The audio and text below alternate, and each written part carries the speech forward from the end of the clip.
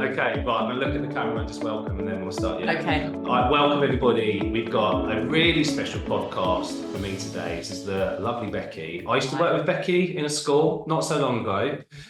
Becci's escaped, so that's why I invited her in, and she started off a business. It's not tuition, but I'd really like to share the story that Becci has to share with us. So welcome. Thank you. This is picking out the Mr. Cow. Like, nice to know, Mr. Straight in. There's been a bit of a theme the last couple of weeks with some podcast episodes with me talking to women about menopause, perimenopause, that kind of struggle around what happens to women that men do not have to worry about at all. And I was just sharing how ignorant I am to some of those things. I've never had to think about it. Well, yeah. Right? Or worry or concern myself with it at all. Yeah. But there are certain things that I've seen happen in school. And I often talk about someone I used to work with who I saw as a leader, left to start a family. And when they came back, things had changed, something was different. And this is you. So I've often never mentioned your name, but I've often shared that story. Yeah. Oh. So I'm going to say, like, Becci is an inspirational leader, particularly in education. She's amazing with the children, amazing with the parents, also amazing with people in general. That's nice. Thanks. And I really saw a path that was leading you towards SLT, head teacher, and beyond. But that's not gone that way. And actually, we're sat here both recording on a school day when we usually would be in school teaching with a bit of freedom to come and let's have a general chat. We chat for about an hour before we've even pressed record on this coffee, just generally like put the world to rights. Yeah. Tell us a little bit about your journey away from school. Oh, so when I went back to work after having my first baby, who she's now 5, so we're going back to when you not long after you. Yeah, it's basically when I'd leaving. Yeah, at that point. And went back part-time. Before. Oh God, this is okay. So, I'm sorry, I'm gonna have to edit that. Is this what you meant to start here? Yeah, start here. Yeah, let's start here. Yeah. Okay, sorry.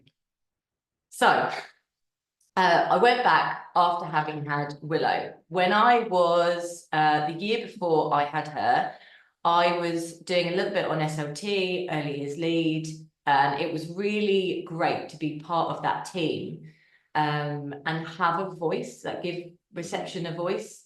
Really enjoyed it. And then went back after having had Willow and things had changed. Obviously, it's a lot harder to juggle life, baby, school. I moved into a new year group.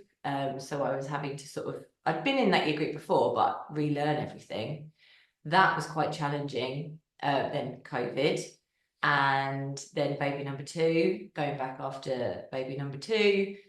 And I just found it really hard to be motivated, found it really hard I wanted to be passionate and enthusiastic because that I always have been. I loved my job. I loved the kids. I loved the school. I was always a massive champion of the school and everything that we did.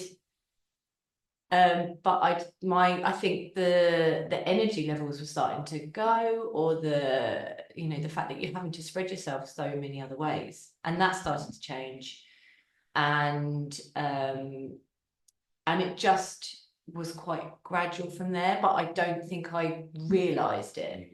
There was a few moments where I just was starting to question why I was finding it so hard and why I wasn't this like positive, and I might have come across as positive because I think I was quite good at just masking it, and carrying on, and I am Becci, I am a teacher, I work in reception, I love my job, boom boom boom. I remember having a conversation with my head teacher, like, I'm really struggling to find that oomph, and kept thinking, it will come back. Look, so just give a bit of context here, like Becci would be bouncing up and down the corridor with the class. The class would be bouncing behind her as well. And just, yeah, like, this is the key word, right? Fun, and that's what education should be. And we know there's pressures around that. And as an, say early years, not really early years, it's early years foundation stage, right? So there should be full of fun. That's the whole point. And I think you were the essence of that. And I know when we talk about leadership, we're talking about people leading from the front. You did that in a way where I think people would look in and go, that's what it should be like. So when we had visitors into the school, you take them down to reception first, because they're going to see this amazing experience with children going on, and not just that, but happy people in a happy place. So that, to me, is the context behind what you created. So you leave because you're starting a family, because it's the right time to start a family for you. Like, it's all good. You come back and something's different. Is it that you is different, or is it lots of different things, like coming back and doing a different year group, the fact that you're juggling more as a mum, and you've got a young family, and then also the pressures of schools in a different place, because they're really passionate about and knowledgeable about the early years, and to take you away from there and put you somewhere else. That was hard. That was hard to learn or relearn a completely different way of working, because the obviously year 2 is so different to reception. It's a completely different job. So to go in and try and figure that out, and I think for me it was all of the before school and after school. Like, what have I got to do to get everybody up and ready and out the door? And I know that there are so many parents out there that are doing the same thing, and I don't know how they do it, because I really struggled. Did you? Packing bags the night before and getting everybody up in time to have breakfast, to get everybody to nanny and granddad's, so that they have to have had breakfast before they get there, because there's not enough time the other end. Dropping them off and then getting to school. And I mean, it was like, should have been like a 20-minute, half an hour drive, but quite often the traffic is a nightmare. So you just feel like you'd start your day flustered. And I always started my day flustered. That was me. And it was just went from there. And I think to start the day was like completely knackered. And to then go in and be this energy that I always used to find was just part of who I am, it just slowly started to. So do you think that change. Is because, like, you need your energy for your family? Like, so like you're spending everything, and it's quite rightly so, right? Like, it's your family, though, isn't it? It's doing breakfast, it's tidying the house, it's making sure everybody's got everything they need, it's thinking of everything. Being emotionally available for your young children, because they're really little. Really little, and the challenges of the lack of sleep. You know, you think that when I went back, I mean, luckily Willow wasn't too bad, but Sid did not sleep well. So then you're trying to do your job feeling a little bit drunk, because you've just not had enough sleep. And to be the sort of version of yourself for the kids at school. And I think I took a step back and recognized that I was not okay. I was a grumpy, miserable mum, and I wasn't doing my job as well as I could, and I was cutting corners. I was, I wasn't putting as much in as those children deserved. And it felt rubbish to not be giving everything to anyone, and including myself. So it was just kind of. Do you know what's really interesting? And this is why I consider you that leader, is that even in all of that, you're still talking about the children in your class, right? Like, because it's a passion. Like, when, and I think I felt that straight away the first time we met. So you did the course I did, but a year before me. So that, was it GTP? I forget, even though we already said it once. Back in the day. It's a long time ago now. Yeah, my back is sore. Yeah. Grey hair.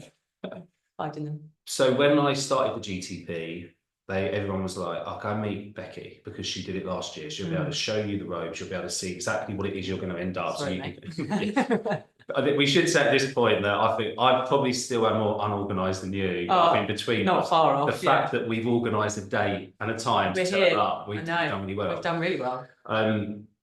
But I felt that straight away. Mm. There was a bundle of energy and joy, and it was happy and probably is like a romantic time to look back at teaching then, Yeah. because I look back, that was the year before Herbie was born, 2011.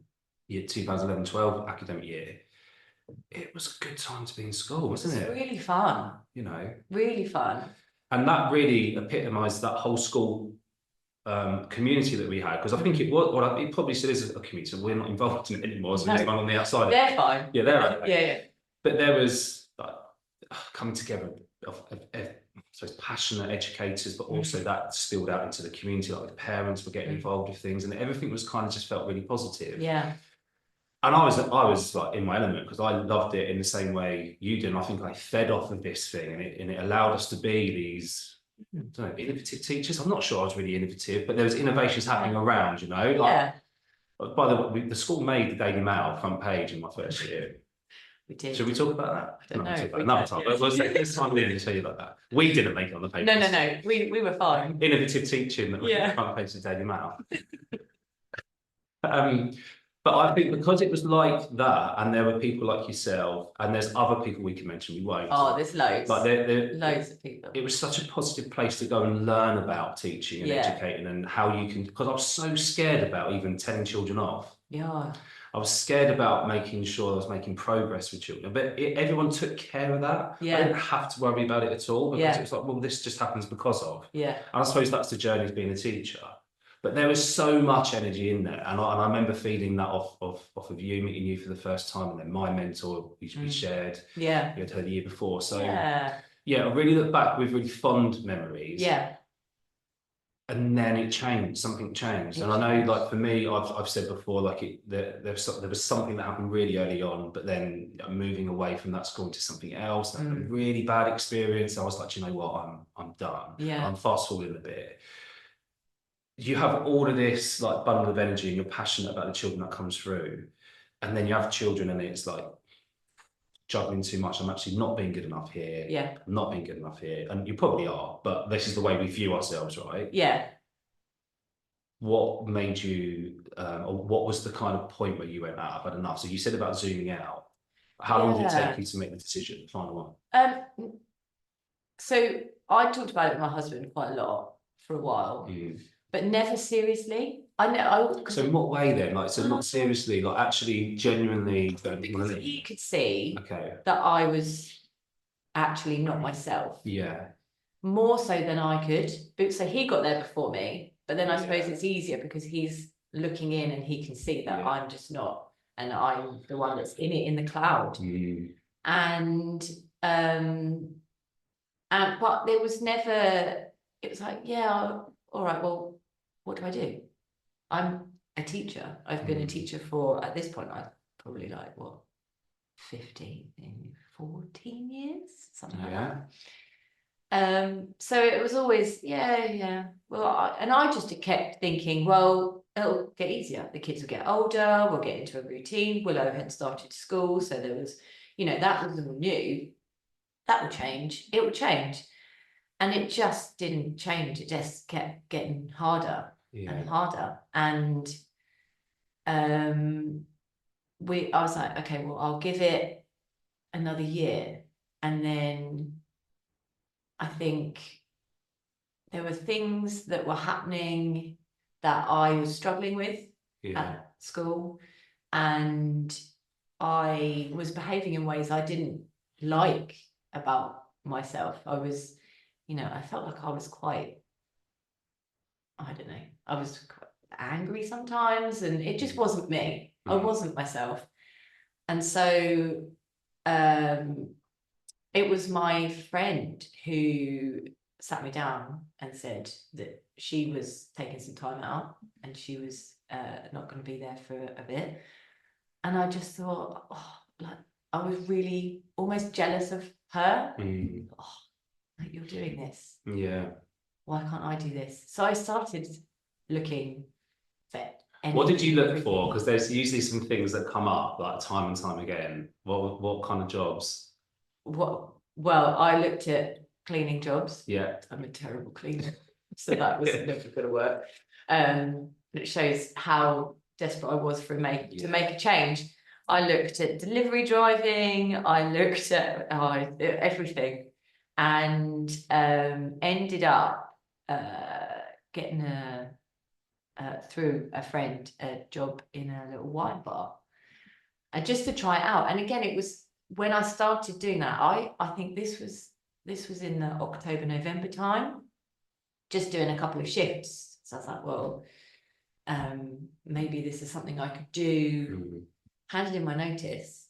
So that was in October, because this was where Joe, my husband, we were sat at dinner. We were having the same conversation again. I just don't go to work tomorrow. I can't do this. And he went and got my contract, came downstairs. He's like, if you hand your notice in the next 2 weeks, you can leave at Christmas. Wow.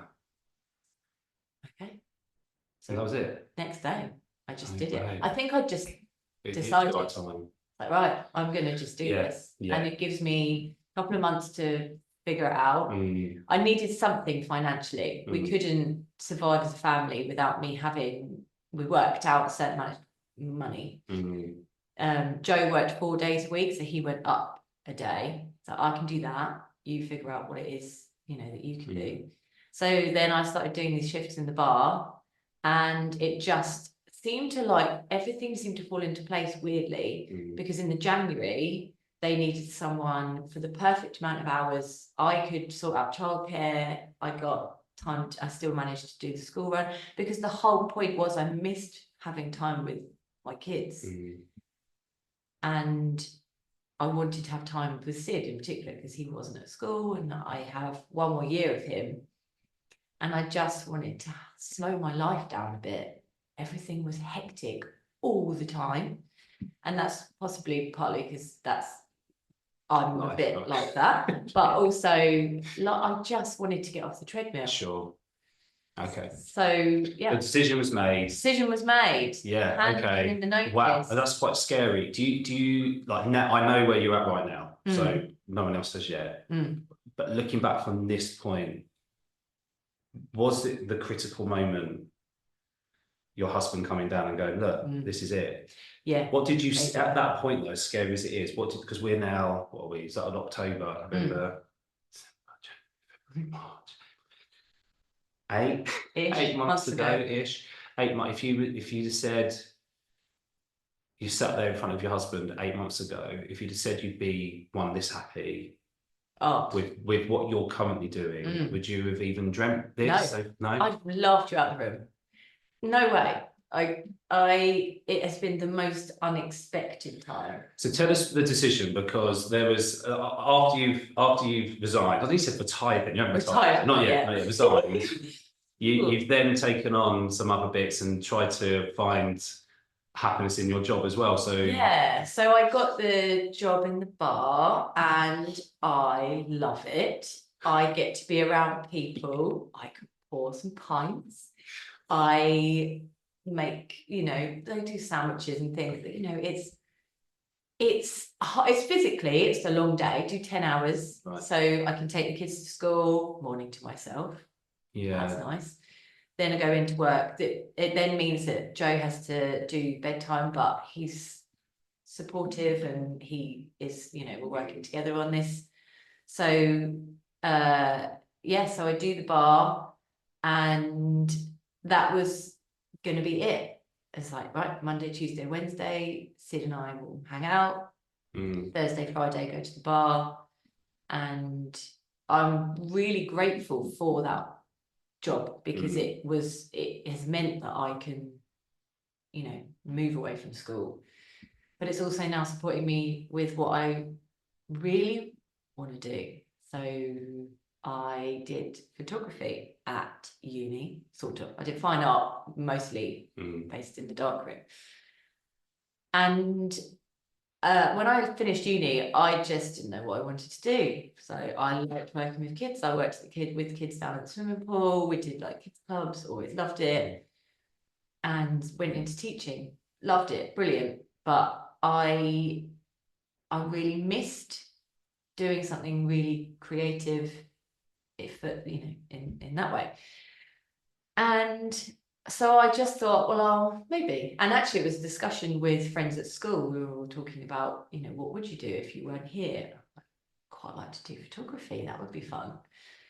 And got a new camera, did a couple of courses, went on a wedding photography course, got on really well with the guy that ran it, Ollie, hero, and who actually is a parent of kids at the school.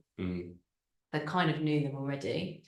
And he approached me and said, would you be interested in this mentor scheme? And I thought, well, yes, absolutely. Yes, please.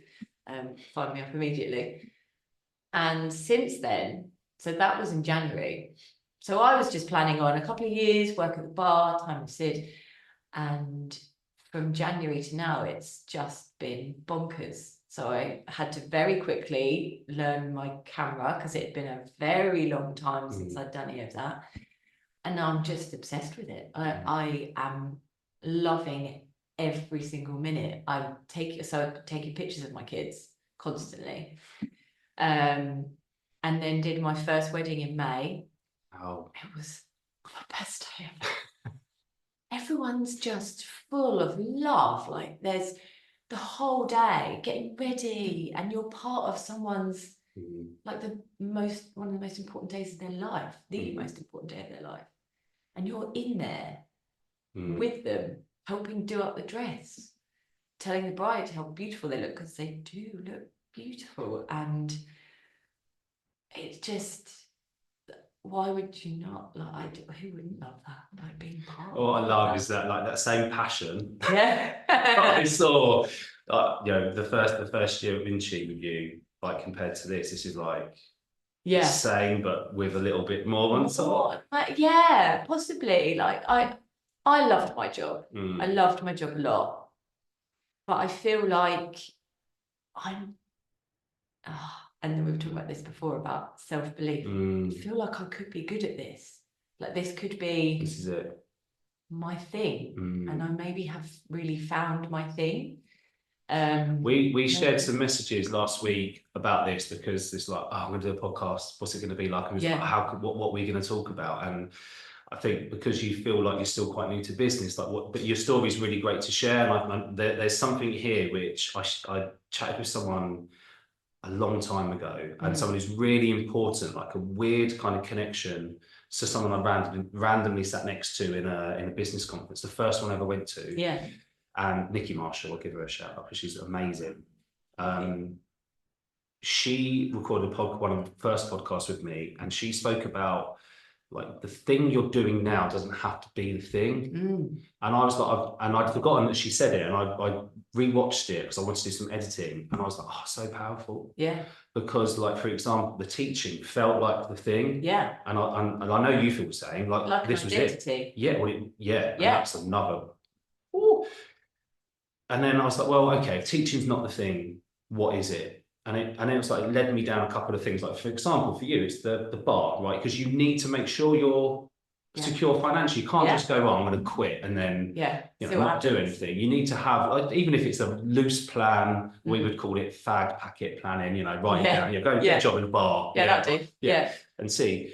But that thing allows you to do the thing that you absolutely love. And right now, you're probably balancing the two. But in a year's time... Yeah, we'll see. Hopefully. Fingers crossed. Would you still keep the bar job, though, anyway? I don't know if I could, time-wise. Yeah. I really enjoy it.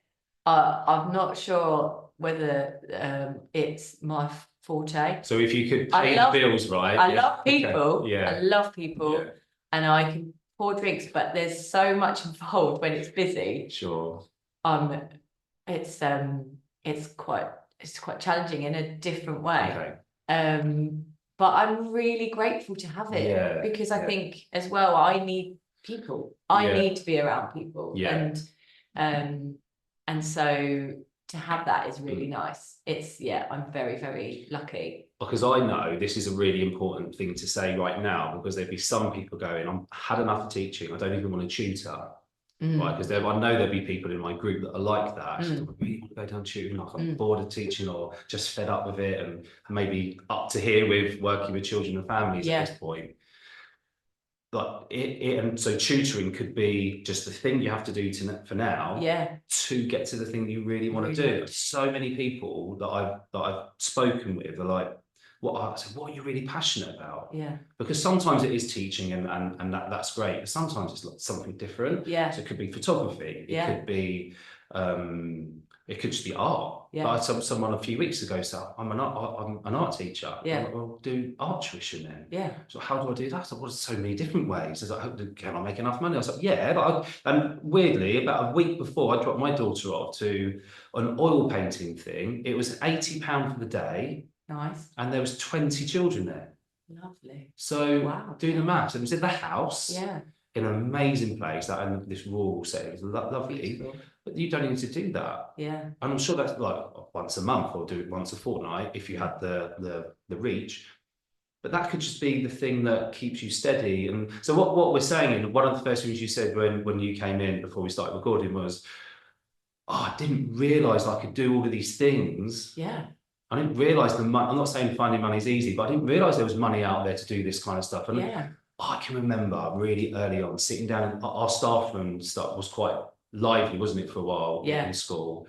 And so we used to come in and maybe spend half hour, 40 minutes. And I remember basically after a couple of years thinking, coming in and going, there must be an easy way to earn 30 grand. There just got to be. I used to really enjoy your business ideas. And just go, but some of them utter rubbish. More realistic than others, shall we say. But then, outing me.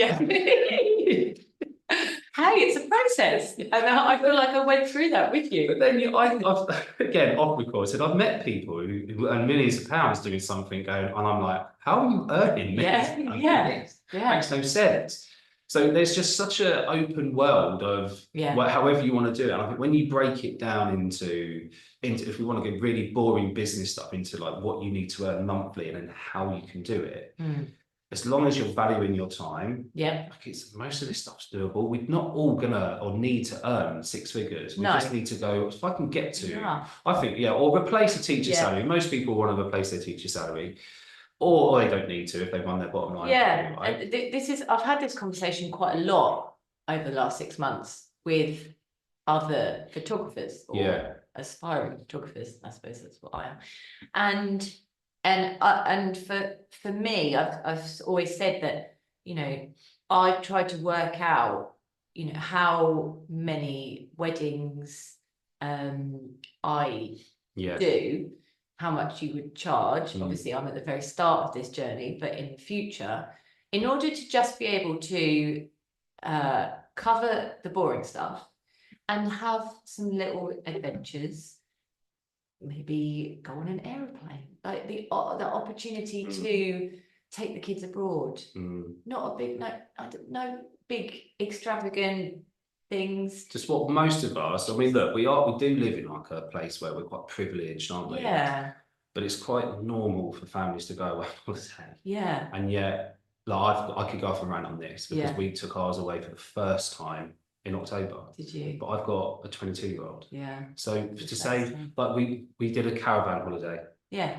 The first year was teaching, and we went down to Weymouth in a caravan. It cost 1,500 quid.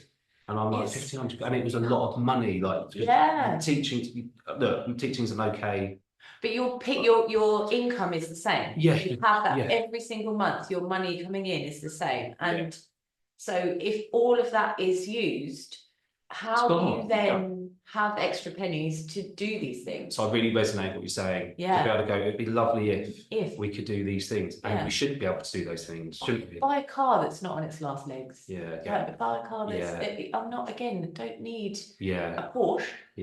I wouldn't know what to do with it, but just a car that is hasn't been bought off Copart. I think it was one that's like X write-off or something. I don't know. It's a perfectly good car. But my point is, just you start to look at things a little bit differently. I'm not worried about making loads and loads of money. It's time, and it's just this. There's something about money. This is about money, but also about time, because I think they are together. Yeah. We can really need to value our time. And there's a story of two. We're going to say mums, because it's mums do the shopping mainly. I've been very stereotypical, right? Mums, do you do shopping? Do you not? Honestly, are you? We share. Okay, so I got two people. Yeah. Sorry. Two people about to go shopping, right? So we've got person one and person two. Person one has £10 to feed her family of two children.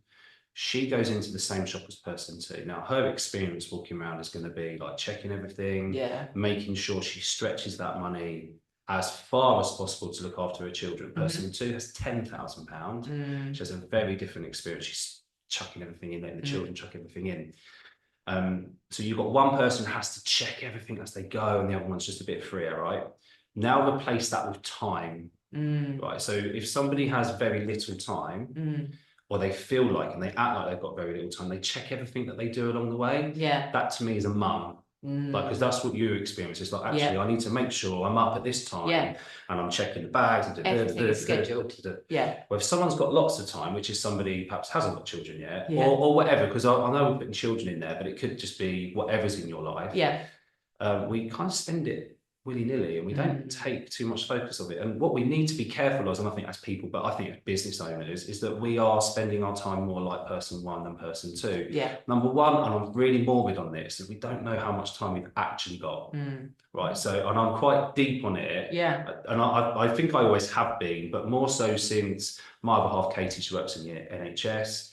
And so I get stories all the time. Like things like, oh yeah, this guy came in yesterday, he's 38. They just giving him like 6 months left, and I'm like, oh, and I'm like, oh, wow. It really hits hard. And at any point, any one of us could get a message or something happens that changes our life significantly, that would make us reflect and go, oh. So if someone said to you, you've got 12 months left, how would you live your life?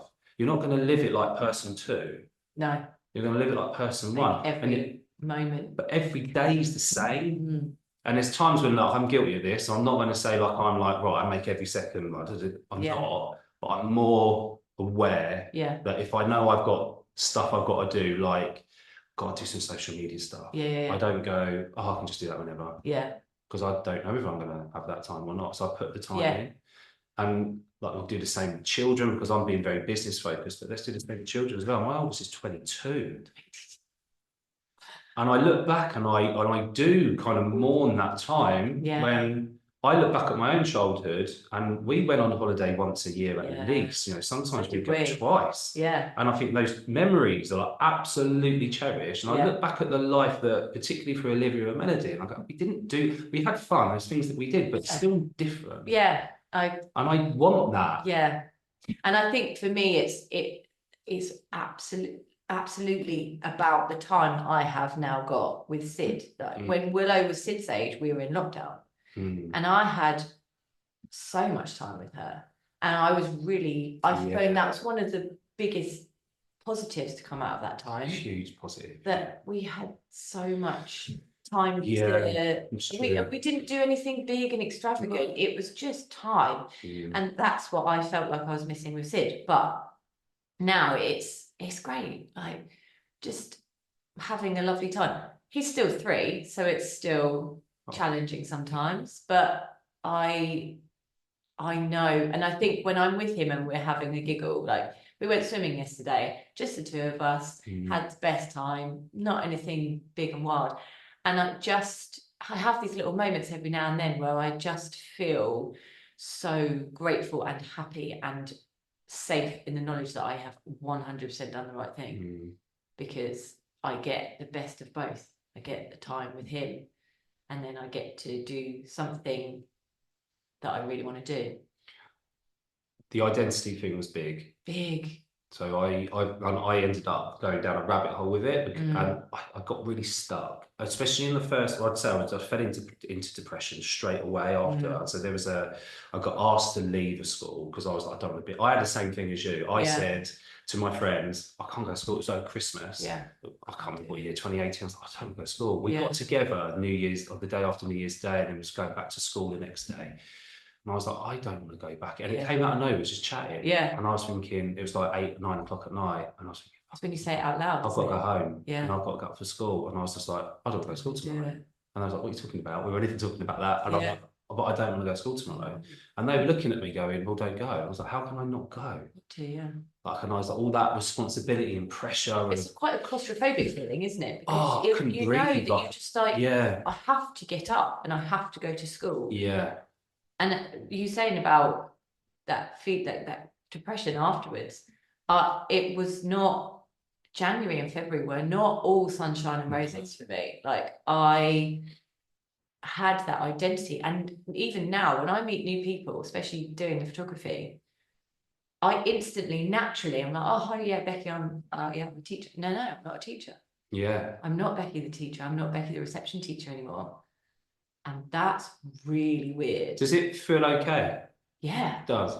It does, but I still have to check myself. Yeah. And I still am not sure if I'm ready to say, hi, I'm Becky the photographer.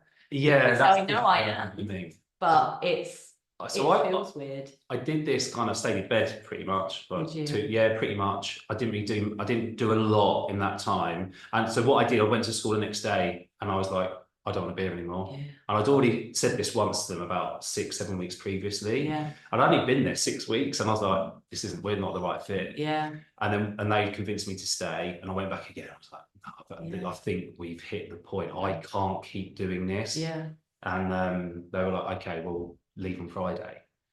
And I was like, no, I'm not doing that. So there's a big long story there, but I didn't leave. I left the Friday after. Yeah. And there was some discussions about like, can't just leave. Yeah. You know, money. Again, money, right? Yeah. And I needed a bit of time and a window, and everything was negotiated, which it was, and it was fine. And do you know what? It was relatively pleasant. Yeah. Not fully, but it could have been a lot worse, I think. And then I just went to bed. I literally just went to bed through January till about mid-February towards the end. And then I was like, what am I doing? Yeah. And I was still really passionate about teaching and being part of, well, I've worked with children and families since I was 21. Yeah. So there was being with people. Yeah. Like that was a big, and I was honestly in bed probably 5, 6 hours during the day and then get up for a bit and I'd go to bed in the evening. And I was just like that whole recovery thing. Yeah. And I was just sat up one day and went, nah, come on. Yeah. What can you do? Were ready. Yeah, you love doing this. Yeah. And I created a Facebook page.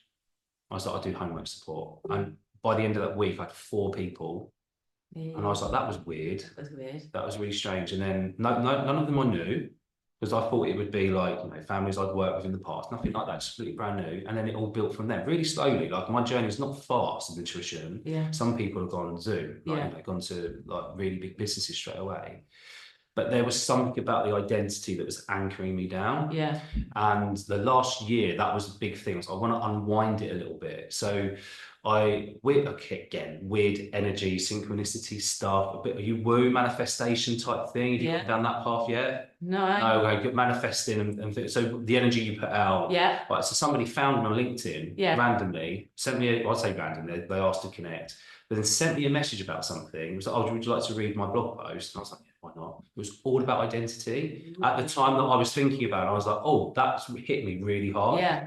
Ex-teacher as well, so we just connected and we recorded a podcast on it. It's all about like unraveling it and really helped me understand. And then it was close to the conference, and Sharon Corley talks a lot about like stepping towards your greatness. Like we're not the poor relation of teaching. You are creating a difference. You know, you are a business owner. You're not just a failed teacher. This is like you stepping towards what you should be doing. Yeah. And it's that freedom that comes from it. Yeah. But we spoke a bit about that, like how free do you feel now? Oh, I feel like a completely different person. Yeah. And see, to me, this is like talking to Becky back in 2011. Yeah. And I do feel like I've got my spark back. Yeah. Massively. That's lovely. And it's so nice to freeing. It's Thursday.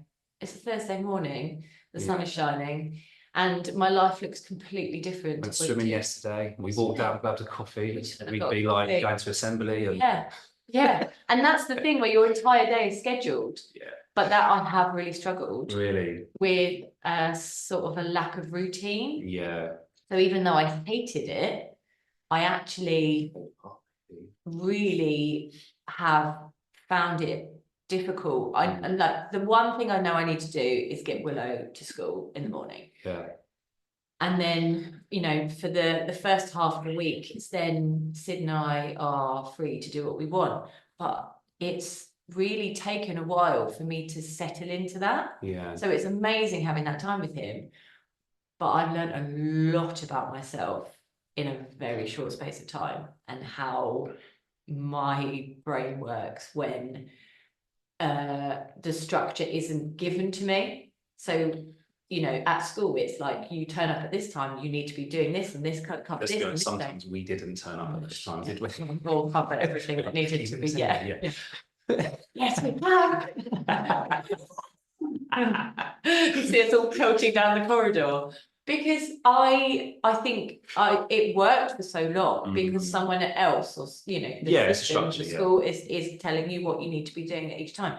When that's taken away, I found that really, really hard. So what have you done? Has there been movement? Has it been better? Have you put anything in place? Yes. So for the first, well, still now, I suppose our house just looked like a bomb had gone off. And I remember saying before I left school, I'm going to have so much more time. I can tidy the house more. I don't want to tidy the house. I just you got no, it's fine to have a house that looks lovely. It's love.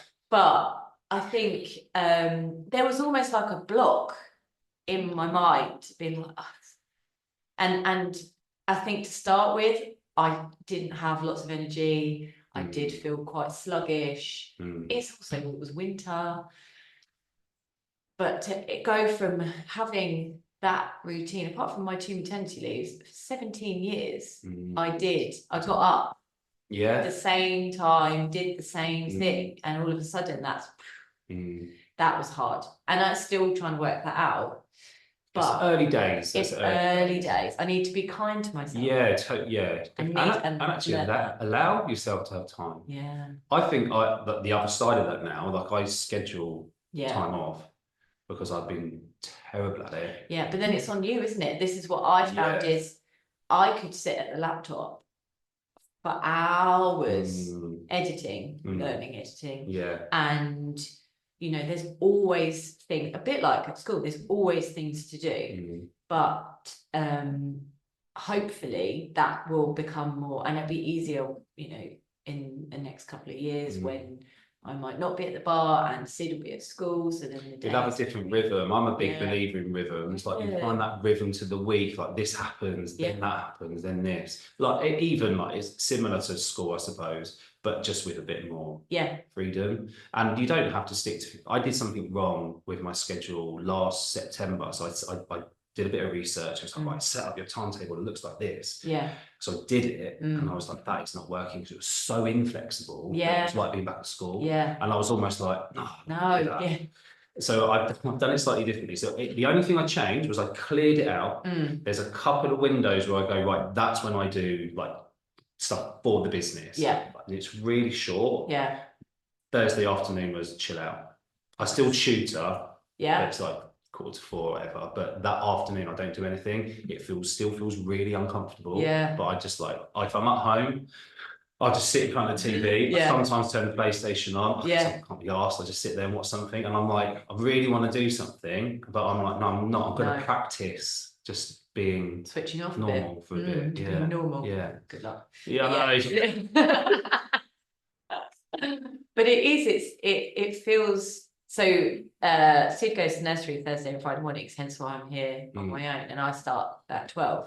So I have 2 mornings to myself. And I'm a little bit like, what do you do? What do I do first? I have all these things. Yeah. And I quite often end up not really doing very much because I don't know what to do first.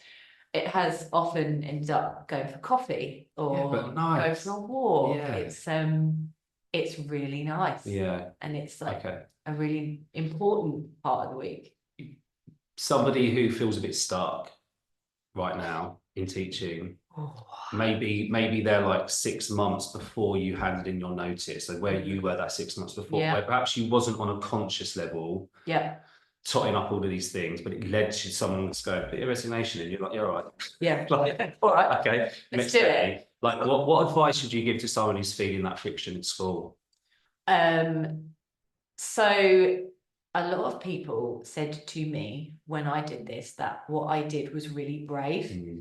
I don't feel that it was brave. I felt like it was necessary. But I think if you're in that situation, be brave. Because, like you said, what you do, whatever you step out to do doesn't have to be your thing. You can take time to figure it out, but make a change because it could be the best decision you ever made. And if it doesn't work, there are schools and there's, a lot of people said to me, oh, would you go back to teaching? I'm like, yeah, we'll see. Some people have said, oh, no. Does it depend who's asking? Yeah. No. And what time of day it is? Yeah. But, you've got that there.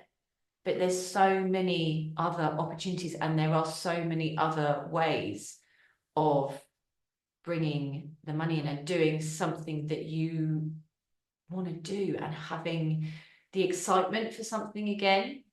Be brave. It's hard, I know. I was very fortunate because financially I had a bit of extra support from my husband. But if you can find a way and make things better for yourself. Yeah. And sometimes people don't have a choice but to find a way. Yeah. Like that is the position I found myself in. Yeah. But I also was very lucky, I feel, because somebody contacted somebody. Yeah. And they reached out to me and they were like, yeah, I've got some time doing something. And it was something completely different. It was a bit of digital marketing for an educational company. And I really got on well with the owner of the business, just on the phone. We was meant to have a 5-minute conversation, like in like 2.5 hours. Like it was one of those things. Just worked. And I was like, oh, and I was at the stage where I was basically at the stage where someone was putting something in front of me. Yeah. Saying, need to resign. Yeah. If you do it now. Yeah. And same day, just before that call, the school that I was at, I was on a temporary contract. I knew the CEO from previous, like from another job. And she was like, Rich, you want to come and work in our Peru next year? Like, and I was like, this is a bit of me because I'm a nurture group teacher. I want to go down that path. And it was basically that, but with money to spend, get experts in. It was amazing, this thing. Yeah. And I was like, this is pretty much like the dream educational job for me. And the next day I went in and I said, no, I'm not doing it. I'm going to leave. Because the opportunity to leave, it was not the thing, but it was something that allowed me to go, I'm out. Yeah. And I was doing tutoring at that point. Yeah. Not earning a lot of money, but doing some, it just allowed me an out. And I think sometimes when you put, this is again being woo, but when you've purposely, consciously gone, right, I'm out now. Yeah. It's not that opportunities just suddenly appear, they were always there. Yeah, you see them. You see them now. You see them. And that's the thing. So Sharon Corley does a Pit Pony series, is Pit Pony 1, where she talks about a pony that is worked in the coal mines and they're just, all they know is darkness, and it's all they do all day. They retire and they come out and they realise that it's this whole wide world out there. Yeah. That's similar to us as teachers. Absolutely. Yeah. I feel like my head has come back up. Yeah. And I've gone, I can do this, I can do this. Becky, thank you so much. You are very welcome. I've loved it. Yeah.